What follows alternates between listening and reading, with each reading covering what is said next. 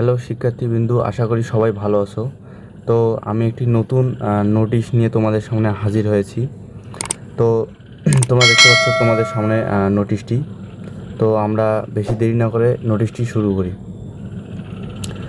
গতকাল মঙ্গলবার সকাল হতে বাংলাদেশের সকল সরকারি, আধা সরকারি, স্বায়ত্তশাসিত, আধা স্বায়ত্তশাসিত বেসরকারি প্রতিষ্ঠান, কলকারখানা, স্কুল, কলেজ, মাদ্রাসা, বিশ্ববিদ্যালয় সহ সব শিক্ষা প্রতিষ্ঠান খোলা হয়েছে। কিন্তু শিক্ষা প্রতিষ্ঠানগুলোতে শিক্ষার্থী তেমন উপস্থিতি লক্ষ্য করা যায়নি। আন্তঃবাহিনী জনসংযোগ অধিদপ্তর আইএসপিআর এক বার্তায় এ কথা জানিয়েছে। 18 জুলাই থেকে সব বোর্ডের এইচএসসি ও সমমানের পরীক্ষাও স্থগিত রয়েছে। স্থগিত হওয়া পরীক্ষাগুলো আগামী 11 আগস্ট থেকে সংশোধিত রুটিন অনুযায়ী অনুষ্ঠিত হবে।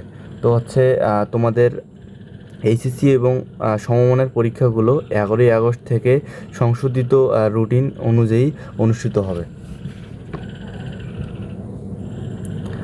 কোটা সংস্কারের দাবিতে আন্দোলন ঘিরে দেশের বিভিন্ন এলাকার সংঘর্ষের ঘটনায় দেশের সকল শিক্ষা প্রতিষ্ঠান বন্ধ ঘোষণা করা হয়।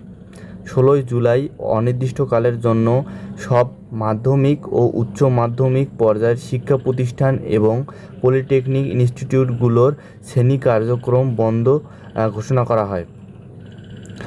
এতে বলা হয়, বিদ্যালয় ও কলেজগামী শিক্ষার্থীদের নিরাপত্তার বিষয়টি বিবেচনা নিয়ে শিক্ষা মন্ত্রণালয়ের আওতাধীন মাধ্যমিক ও উচ্চ মাধ্যমিক পর্যায়ের সব শিক্ষা প্রতিষ্ঠান ও পলিটেকনিক ইনস্টিটিউটগুলোর শ্রেণী কার্যক্রম পরবর্তী নির্দেশ না দেওয়া পর্যন্ত বন্ধ থাকার নির্দেশ দেওয়া হয়েছিল।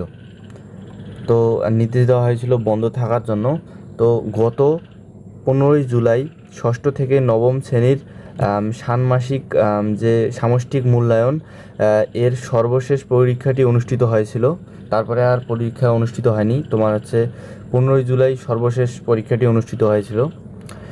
যেহেতু 6 আগস্ট মঙ্গলবার গতকাল দেশের সকল শিক্ষা প্রতিষ্ঠান খুলে দিয়েছে, তাই স্থগিত হওয়া ষষ্ঠ থেকে নবম শ্রেণীর বাকি 6টি পরীক্ষা খুবই শীঘ্রই সংশোধিত রুটিন অনুযায়ী অনুষ্ঠিত হওয়ার সম্ভাবনা রয়েছে।